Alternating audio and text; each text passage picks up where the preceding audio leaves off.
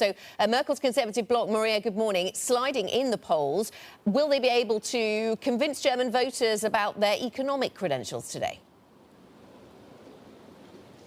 Well, Anna, that's what they're hoping, and that is really the card that they're clinging onto. You know, is the CDU saying we are the party that works for the middle class, we're the party that works for the German industry, and we want to continue this success story for the German economy going into the future. The problem that they have, however, is that while they say we won't increase taxes, we're also going to cap the corporate tax, they're going up against the finance minister, Olaf Scholz, who to some extent has taken the credit for the stimulus when it comes to Corona. He's also been the lead of the furlough scheme, which worked really well in Germany. And he was also the man who went to the flooding site and said, we're going to spend, it doesn't matter how much, but we're going to rebuild the areas that were badly hit. And this is the same region in which Armin Laschet at the same time was caught giggling and laughing around, and that's continued to haunt him. So that's really a competitor that's very hard to run up against. And if you look at polls, again, it does cement that lead that we've seen from the SPD. The one that we got yesterday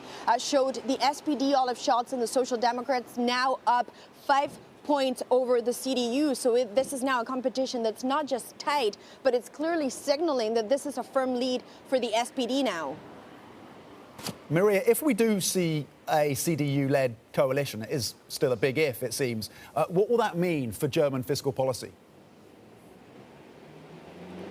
Well, look, what they say is that this will be your traditional orthodox center-right agenda. This is about putting fiscal policy and the debt and deficit back on track to cut down that no new debt. The debt brake will still be something that features highly. But the problem here, Tom, of course, is that if you don't increase taxes, you also say that you want to modernize the economy and that you're not taking on new debt. Essentially, you're betting that you have to grow very fast and very quickly in order to make up for that gap. The other issue, of course, is that the CDU says we don't want to take new debt because we want to be responsible for the future generations. But if you look at polls, and this is where it gets very interesting, the young Germans will tell you we do want to spend if that means modernizing the economy, going greener, and also going more digital.